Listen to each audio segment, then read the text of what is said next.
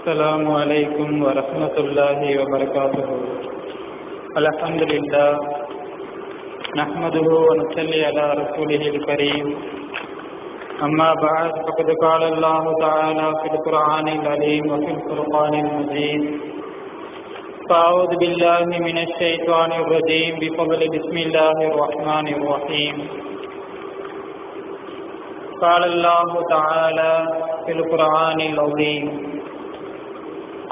إنما يريد الشيطان أن يوقع بينكم العداوة والبغضاء في الخمر والميسر ويصدكم عن ذكر الله وعن الصلاة فهل أنتم منتهون. صدق الله العلي العليم. وقال نبينا صلى الله عليه وسلم: لا تشرب الخمر فإنها مفتاح كل شر، أو كما قال عليه الصلاة والسلام. அளவற்ற அருளாளனும் நிகரற்ற அன்புடையவனுமாகிய ஏக இறைவன் எல்லாம் அல்ல அல்லாஹுவின் திருநாமத்தை போற்றி புகழ்ந்தவனாகவும், மேலும் சாந்தியும் சமாதானமும் நம்முடைய கண்மணி நாயகம் ரசூலே கரீம் ஸல்லல்லாஹு அலைஹி வஸல்லம் அன்னவர்கள் மீதும், அன்னாரின் குடும்பத்தார்கள் மீதும், அன்னாரின் அடிச்சுவற்றை அப்படியே பின்பற்றி வாழ்ந்து வந்த உத்தம சத்திய சஹாபாக்கள், தாபீன்கள், தபா தாபீன்கள், குறிப்பாக இங்கு அமர்ந்து நல்லுபதேசங்களை செவிமடுத்து கேட்டுக்கொண்டிருக்கக்கூடிய நம் அனைவரின் மீதும் அல்லாஹுவின் சாந்தியும் சமாதானமும் என்றென்றும் குறையின்றி நின்று நிலவட்டுமாக. ஆமீன். கண்ணியமிக்க அல்லாஹுவின் நல்லடியார்களே, அல்லாஹு தஆலா இந்த மனித சமுதாயத்தை ஒரு சிறந்த படைப்பாக படைத்துள்ளார். அது மட்டுமல்லாமல் இந்த மனித சமுதாயத்திற்கு எதுவெல்லாம் தீங்கு விளைவிக்குமோ, எதுவெல்லாம் நோய்வினை தருமோ, எதுவெல்லாம் கேடு தருமோ, அவைகளை எச்சரித்தது மட்டுமல்லாமல் அதனை நமக்கு தடையும் செய்துள்ளார்.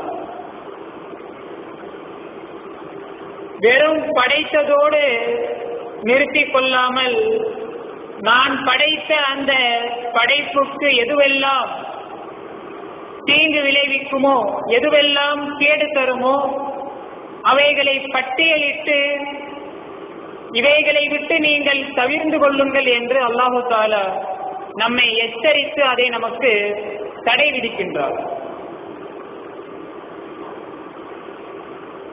அப்படி அல்லாஹ் எதையெல்லாம் நமக்கு வேண்டாம் என்று நாம் விலகி இருக்க வேண்டும் என்று கட்டளையிட்டானோ, அப்படிப்பட்ட காரியங்களை எல்லாம் இன்றைக்கு நாம் கொஞ்சம் கொஞ்சமாக மீறத் தொடங்கி,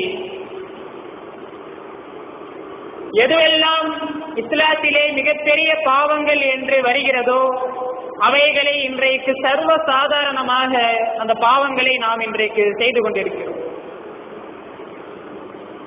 விபச்சாரமாக இருக்கட்டும், வட்டியாக இருக்கட்டும், மது, சூது, கொலை, கொள்ளை போன்ற இஸ்லாம் எதுவெல்லாம் பெரிய பாவங்கள் என்று சொல்கிறதோ, அல்லாஹ் எதையெல்லாம் நமக்கு தடை செய்தானோ அப்படிப்பட்ட பெரும் பாவங்கள் எல்லாம் இன்றைக்கு முஸ்லிம்களால் முஸ்லிமாக இருந்து கொண்டு ஈமானுடைய பாக்கியத்தை வைத்துக் கொண்டு சர்வ சாதாரணமாக இன்றைக்கு மீறப்படுகிறது.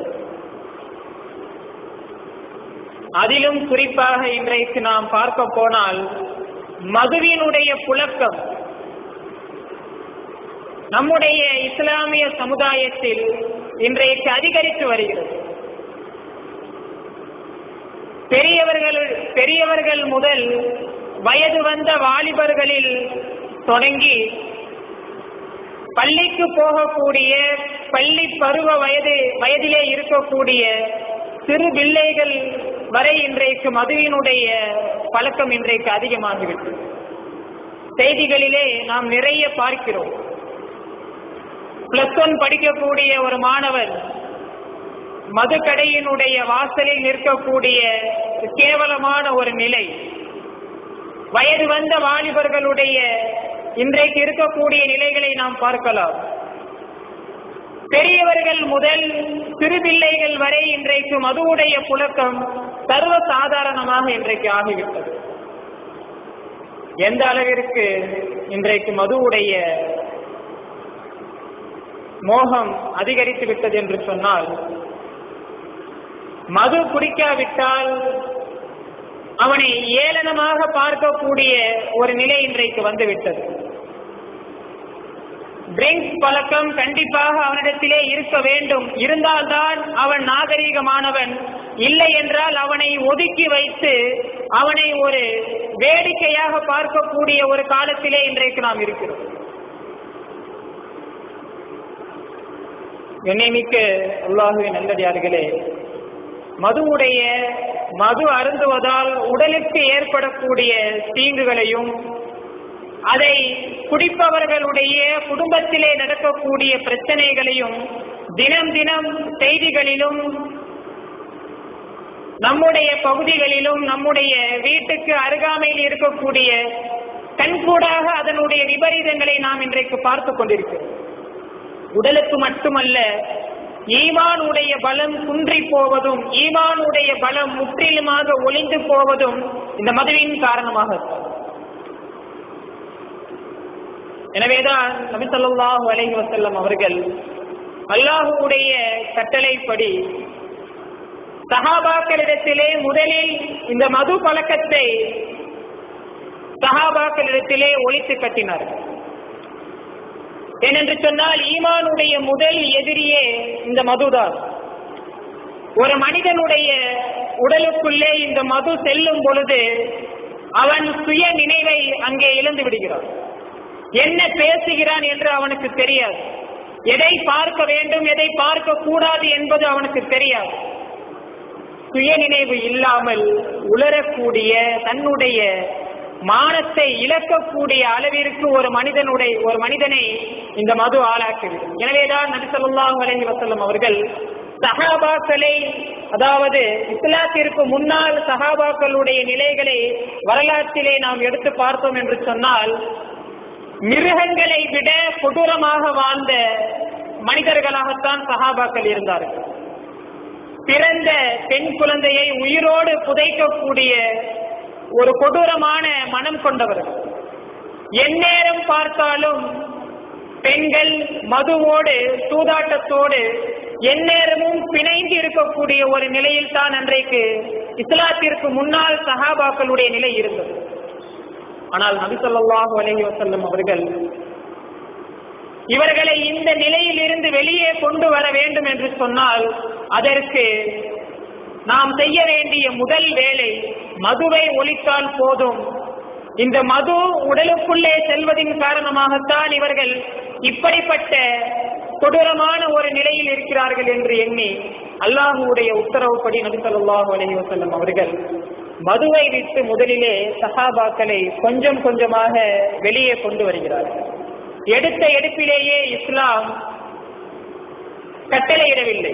அதாவது மதுவை நீங்கள் அருந்த வேண்டாம் என்று ஒரே அடியாக அல்லாஹு தஆலா கட்டளையை இறக்கவில்லை.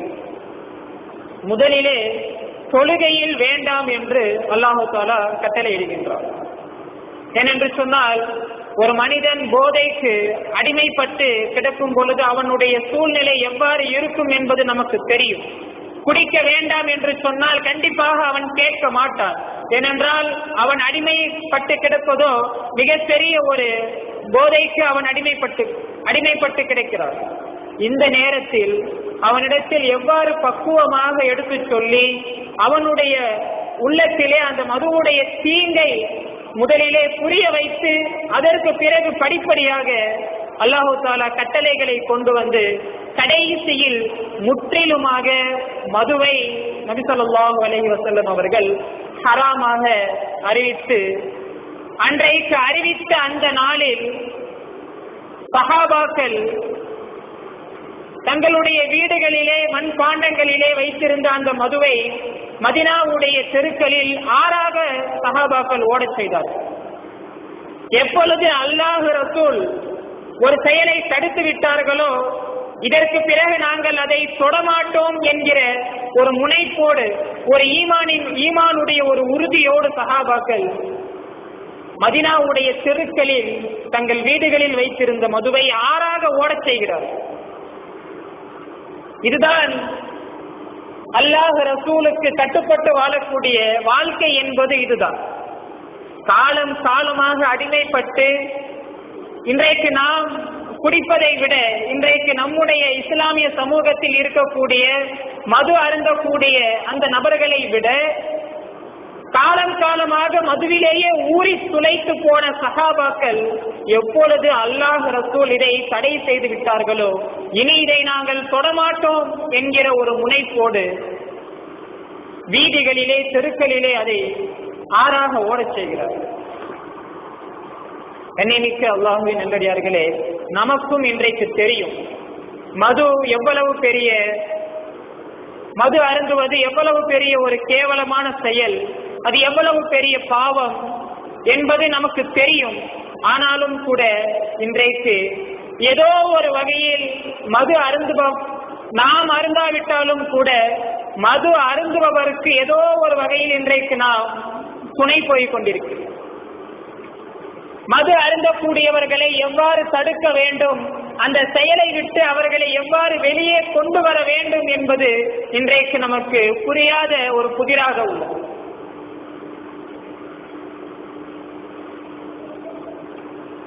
ஒரு முஸ்லிம் எந்த வகையிலேயுமே மதுவோடு தொடர்பு வைக்கக்கூடாது என்பதற்காக வேண்டியே நபி ஸல்லல்லாஹு அலைஹி வஸல்லம் அவர்கள் தனித்துவமான பிரத்யேகமான ஒரு சட்டத்தை கொண்டு வருகிறார்கள். நபி ஸல்லல்லாஹு அலைஹி வஸல்லம் அவர்கள் சொல்கிறார்கள், லுஇனத்தில் ஹம்ரு அலா அஸ்ரதி அவ்ஜிஹின் பிஐனிஹா. மது 10 முறைகளில் அது தடிக்கப்படுகிறது. வஆசிரிஹா, அதை காய்ச்சுபவர், அதாவது மதுவை தயாரிப்பவர், மதுவை தயாரிப்பவனை நபி வஸல்லம் அவர்கள் சபித்துள்ளார்கள். வமுஅதசிரிஹா, அதை யாருக்கு தயாரித்து கொடுக்கிறானோ அவனையும் நபி ஸல்லல்லாஹு அலைஹி வஸல்லம் அவர்கள் சபிக்கிறார்கள். வபாயிஹா, அதை யார் விற்கிறானோ அவன். வமுபதாயிஹா, அதை யார் வாங்குகிறானோ அவன். வஹாமிலுஹா, அதை எடுத்து செல்பவன், வண்டியிலோ அல்லது கையிலே சுமந்து கொண்டு அதை செல்பவன். வல் மஹ்மூலத்தி இலைஹி, அதை யாருக்கு கொண்டு தருகிறானோ அவன். வஅகலி சமனிஹா, அந்த மதுவினுடைய விற்பனையில் கிடைக்கக்கூடிய பணத்தை கொண்டு சாப்பிடுபவன். வஷாரிபிஹா, அந்த மதுவை குடிப்பவன். வசாக்கியஹா, அந்த மதுவை குடிப்பவனுக்கு ஊத்தி கொடுப்பவன் என்று 10 நபர்களை நபி ஸல்லல்லாஹு அலைஹி வஸல்லம் அவர்கள் தடுக்கிறார்கள். எந்த வகையிலும் ஒரு முஸ்லிம் மதுவோடு தொடர்பு வைத்துக் கொள்ளக் கூடாது என்பதற்காகவே வேறு எந்த ஒரு மதத்திலும் இன்றைக்கு மதுவை ஒழிக்க வேண்டும், மதுவிலக்கை கொண்டு வர வேண்டும், அதற்கு இதை செய்யலாம் அதை செய்யலாம் என்று கூட்டம் கூட்டமாக இன்றைக்கு நிறைய பேசப்படுகிறது. ஆனால் நபி ஸல்லல்லாஹு அலைஹி வஸல்லம் அவர்கள் தெளிவாக ஒரு முஸ்லிம் எந்த வகையிலும் மதுவோடு தொடர்பு வைக்காத வண்ணம் அழகான ஒரு சட்டத்தை, அதை விற்பவன், வாங்குபவன், காய்ச்சுபவன், காய்ச்சி அதை யாருக்கு கொடுப்பானோ அவன், அதனுடைய கிரயத்தை விற்று சாப்பிடுபவன், அதை குடிப்பவன், குடிப்பவனுக்கு ஊற்றி கொடுப்பவன் என்று எல்லாரையும் நபி ஸல்லல்லாஹு அலைஹி வஸல்லம் அவர்கள் தடுத்திருக்கிறார். ஆனால் இன்றைக்கு நபி ஸல்லல்லாஹு அலைஹி வஸல்லம் அவர்கள் இவ்வளவு ஒரு பயங்கரமான ஒரு சூழ்நிலையில் எச்சரித்தும் கூட இன்றைக்கு தொட்டதுக்கெல்லாம் இன்றைக்கு மதுவுடைய பழக்கம். ஒரு வெற்றியை கொண்டாடுவதற்கும் இன்றைக்கு மது, தோல்வியை ஜீரணிப்பதற்கும் இன்றைக்கு மது. நண்பர்கள் ஒரு இடத்திலே கூடிவிட்டால் அவர்கள் அங்கே சந்தோஷமாக இருப்பதற்கு மது. ஒரு பண்டிகை நாட்களில் மது, எண்ணிமிக்க அல்லாஹுவின் நல்லடியார்களே, சர்வ சாதாரணமாக இன்றைக்கு தொட்டதுக்கெல்லாம் சந்தோஷமாக இருக்கட்டும், தோல்வியாக இருக்கட்டும், துக்கமாக இருக்கட்டும், எல்லா சூழ்நிலைகளிலும் இன்றைக்கு மது சர்வ சாதாரணமாக புழங்கப்படுகிறது. இதிலே மிகப்பெரிய ஒரு வேதனை என்னவென்று சொன்னால், வாலிப வயதிலே இருக்கக்கூடிய இந்த வாலிபர்கள் தங்களுக்கென ஒரு காரணத்தை, அதாவது தங்களுக்கென ஒரு நியாயமான காரணத்தை சொல்வார்கள். அதாவது நேரடியாக போதை தரக்கூடிய ஒயின், மதுவை அருந்துவதுதான் நமக்கு ஹராம், ஆனால் பீரிலே எந்த விதமான ஒரு நச்சுப்பொருளும் இல்லை, அதில் எந்த ஒரு போதையும் கிடையாது. எனவே நாங்கள் அருந்துவது ஒரு என்ஜாய்க்காக, ஒரு ஜாலிக்காக நாங்கள் பீரை தான் நாங்கள் சாப்பிடுகிறோம். எனவே இதில் எந்த ஒரு தவறும் இல்லை, அதிலேயே ஹலால் பீர் என்று வேற போட்டிருக்கிறது என்று தங்களுக்கென்று ஒரு காரணத்தை வைத்துக் கொண்டு ஏதாவது ஒரு வகையில் அல்லாஹ் ரசூல் தடை செய்த அந்த மதுவை ஆகுமாக்கிவிடக் கூடாதா என்கிற ஒரு முனைப்போடு இன்றைக்கு வாலிபர்களுடைய அந்த வேடிக்கையான செயல்களை நாம் பார்க்கலாம்.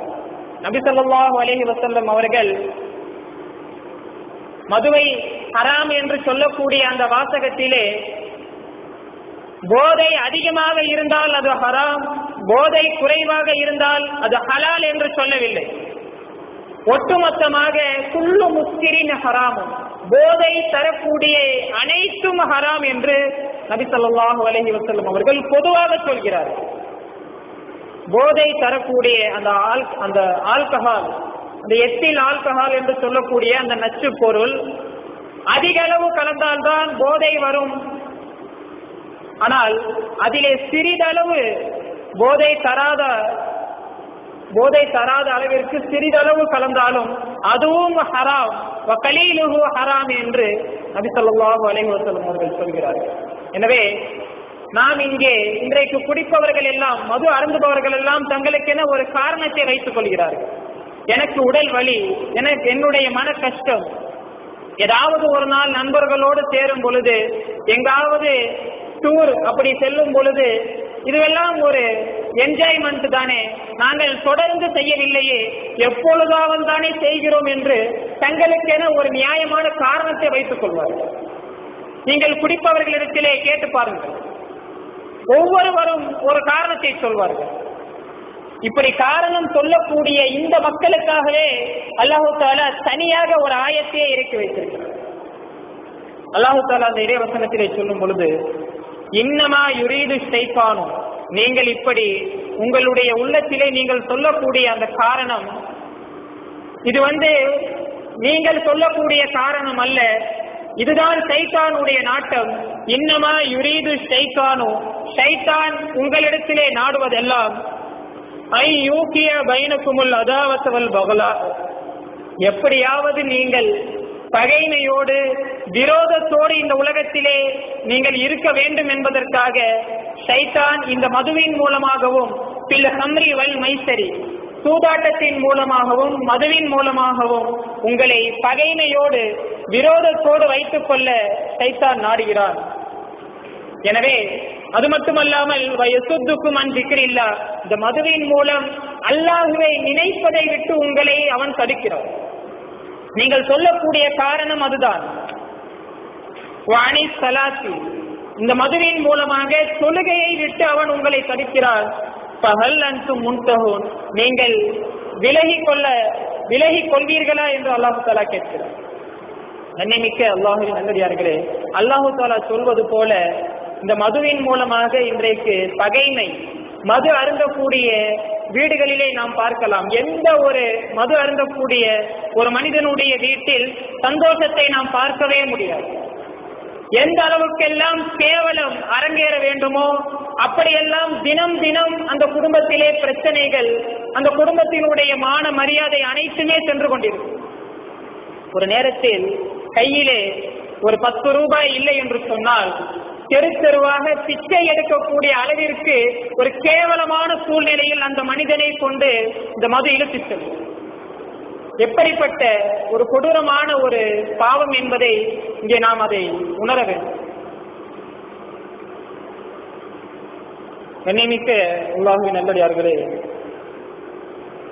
இன்றைக்கு இந்திய தேசிய குற்றப்பிரிவு ஆணை 2013 ஒரு மத்திய அரசிடம் ஒரு அறிக்கையை தாக்கல் செய்கிறது. அந்த அறிக்கையில் ஒரு 5 முக்கியமான விஷயங்களை அந்த குற்றப்பிரிவு ஆணை பதிவு செய்கிறது. முதலாவது என்னவென்று சொன்னால், இந்தியாவில் 96 நிமிடங்களுக்கு ஒரு முறை மதுவால் ஒரு உயிரிழப்பு நடக்கிறது.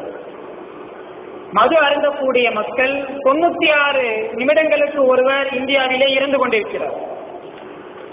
இரண்டாவதாக, கடந்த 10 ஆண்டுகளில் மது அருந்தக்கூடியவர்களுடைய எண்ணிக்கை 38% அதிகரித்துள்ளது. இதிலே மிக முக்கியமான ஒரு செய்தி என்னவென்று சொன்னால், மூன்றாவதாக, உலக அளவில் மது அருந்தக்கூடியவர்களுடைய எண்ணிக்கையில் நம்முடைய இந்திய நாடு இன்றைக்கு முதலிடத்திலே இருக்கிறது. உலகிலே இருக்கக்கூடிய எல்லா நாடுகளை விட மது அருந்தக்கூடியவர்கள் இந்தியாவில் தான் அதிகம் இருக்கிறார்கள் என்று அந்த அறிக்கையிலே சொல்லப்படுகிறது. நான்காவதாக, மது அருந்துபவர்களில் அதிகமாக இறப்பவர்களில் 3வது இடத்தை நாம் இருக்கக்கூடிய இந்தியாவிலே இந்த தமிழ்நாடு பெறுகிறது. மதுவால் உயிரிழப்பவர்களுடைய எண்ணிக்கையில் நம்முடைய தமிழ்நாடு இன்றைக்கு 3வது இடத்திலே இருக்கிறது. கடைசியாக, அதிகமான குற்றங்களுக்கு இன்றைக்கு நம்முடைய இந்திய நாட்டில் நடக்கக்கூடிய விபச்சாரம், அதே போல கொலை, திருட்டு போன்ற நிறைய குற்றங்களுக்கு இந்த மதுதான் காரணம் என்று அந்த அறிக்கையிலே சொல்லப்படுகிறது. இவ்வளவு காலங்களுக்கு பிறகு இந்த மதுவினுடைய விபரீதங்களை இன்றைக்கு அலசி ஆராய்ந்து இன்றைக்கு அறிக்கையை தாக்கல் செய்கிறார்கள். ஆனால் நபி ஸல்லல்லாஹு அலைஹி வஸல்லம் அவர்கள் அன்றைக்கே ஒரே ஒரு வாக்கியத்தில் தெளிவாக சொல்லிவிட்டார்கள். லா தஷ்ரபில் ஹம்ர, மதுவை நீங்கள் அருந்த வேண்டாம். ஃபஇன்னஹா மிஃப்தாஹு குல்லி ஷர்ரின், எல்லா பாவங்களுக்கும் அதுதான் திறவுகோல் என்று நபி ஸல்லல்லாஹு அலைஹி வஸல்லம் அவர்கள் சொல்கிறார்கள். ஒட்டுமொத்த பாவத்திற்கும் நாம் நினைக்கிறோம் மது அருந்துவது ஏதோ ஒரு 4 சுவருக்குள் யாருக்கும் தெரியாமல், யாரையும் நாம் தொந்தரவு செய்யாமல் ஏதோ நாம் செய்யக்கூடிய ஒரு பாவம், ஒரு சிறிய பாவமாக இன்றைக்கு நாம் அதை அலட்சியம் செய்கிறோம். ஆனால் உடலுக்குள்ளே அது சென்று விட்ட பிறகு அதன் மூலமாக எவ்வளவு பேர் பாதிக்கப்படுகிறார்கள் என்பது இன்றைக்கு நாம் கண்கூடாக பார்க்கிறோம். எல்லா பாவங்களுக்கும் அதுதான் திறவுகோல் என்று நபி ஸல்லல்லாஹு அலைஹி வஸல்லம் அவர்கள் சொல்கிறார்கள். இதையெல்லாம் விட நுஐமான் அவர்களுடைய மகன் ஒரு முறை மது அருந்திவிட்டு வீட்டிற்கு வந்து விடுவார். இது புகாரியிலே பதிவு செய்யப்பட்ட சஹீஹான ஒரு அறிவிப்பு. நுஐமான் அவர்களுடைய மகன் மது அருந்திவிட்டு வீட்டிற்கு வந்து விடுவார். நபி ஸல்லல்லாஹு அலைஹி வஸல்லம் அவர்கள் அந்த வீட்டிலே இருக்கக்கூடியவர்களை வெளியே வர சொல்லி, உங்களுடைய மகனை நீங்கள் அடியுங்கள் என்று சொல்வார்கள். இந்த அறிவிப்பை அறிவிக்கக்கூடிய அந்த சஹாபி சொல்கிறார்கள், நாங்கள் அனைவரும் அவனை, நுஐமான் அவர்களுடைய மகனை, செருப்பாலும் பேரித்த மட்டைகளாலும் அடித்தோம் என்று சொல்கிறார்கள். சொல்லி சொல்லி கேட்கவில்லை. இன்றைக்கு மது அருந்தக்கூடிய அந்த மனிதர்கள் அதிகமாகிவிட்டதற்கு முக்கிய காரணம் அந்த குடும்பத்திலே இருக்கக்கூடியவர்கள் தான். ஆரம்பத்திலேயே அதை தடுக்கவில்லை என்று சொன்னால் பின்னால் அவர்களுக்கு அது மிகப்பெரிய ஒரு விபரீதமாக அது மாறிவிடும். நபி ஸல்லல்லாஹு அலைஹி வஸல்லம் அவர்கள் இங்கே நமக்கு ஒரு அனுமதி தருகிறார்கள். இதுவே இஸ்லாமிய நாடாக இருந்தால் ஒரு மனிதன் மது அருந்தி விட்டால் 40 கசையடிகள் அவனுக்கு அங்கே கொடுக்கப்படும். 40 கசையடிகள். அன்றைக்கு 40 கசையடிகள் என்பது அவர்களுடைய அந்த உடல் தாங்கிக் கொள்ளும். ஆனால் இன்றைக்கு 10 கசையடிக்கே இன்றைக்கு நம்முடைய உயிரே போய்விடும். இதுவே இஸ்லாமிய நாடாக இருந்தால் இதுதான் சட்டம். ஆனால் இன்றைக்கு நாம் இருப்பது இஸ்லாமிய நாடு அல்ல. எனவே நபி ஸல்லல்லாஹு அலைஹி வஸல்லம் அவர்கள் இந்த இடத்திலே தங்களுடைய குடும்பத்தார்களிடத்திலே ஒரு அனுமதி தருகிறார்கள். மது அறிந்துவிட்டு வரக்கூடியவன் சொல்லி சொல்லி கேட்கவில்லை என்று சொன்னால் அங்கே அவனை அடியுங்கள் என்று சொல்கிறார்கள்.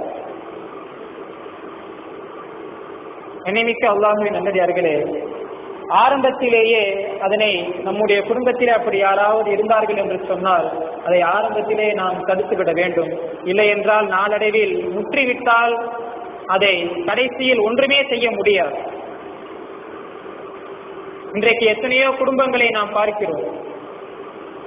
மது அருந்தக்கூடிய எத்தனையோ குடும்பங்களுடைய வாழ்க்கை, எந்நேரம் பார்த்தாலும் குடி குடி என்று அந்த மதுவினுடைய மோகத்தால் குடும்பத்தை பார்க்காமல், மனைவியை பார்க்காமல், பெற்ற பிள்ளைகளை பார்க்காமல், எக்கேடு கட்டு போனால் நமக்கென்ன என்கிற அந்த ஒரு நிலையில் வேலைக்கு கூட போகாமல் தெரு தெருவாக கையேந்தி ஒரு 60-70 ரூபாய் சேர்த்து அதை குடித்தால் போதும், எனக்கு அது போதும் என்கிற அளவிற்கு இன்றைக்கு 20 வருடம் 10 வருடம் என்று மதுவிலே ஊறி போனவர்களுடைய குடும்ப சூழ்நிலைகளை இன்றைக்கு வெளியே சொல்ல முடியாது. எத்தனையோ குடும்பங்கள் மதுவின் காரணமாக குடும்பத்தோடு தற்கொலை செய்து கொண்ட செய்திகள் எல்லாம் நாம் கேள்விப்பட்டிருக்கிறோம். கண்ணியமிக்க அல்லாஹ்வின் நல்லடியார்களே, அதை எவ்வாறு தடுக்க வேண்டும் என்பதை நபி ஸல்லல்லாஹு அலைஹி வஸல்லம் அவர்கள் நமக்கு கற்றுத் தந்திருக்கிறார்கள். அந்த முறைப்படி மது அருந்தக்கூடியவர்களிடத்திலே கடுமையாக நடந்து கொள்வதில் எந்த தவறும் இல்லை. அதற்கு நாம் யோசிக்கவே வேண்டாம். அடிக்கக்கூடிய அந்த சூழ்நிலை வந்தாலும் தாராளமாக அடிப்பதற்கு நபி ஸல்லல்லாஹு அலைஹி வஸல்லம் அவர்கள் அனுமதி கொடுத்துள்ளார்கள் என்பதை மனதிலே பதிய வைத்துக் கொள்ளுங்கள்.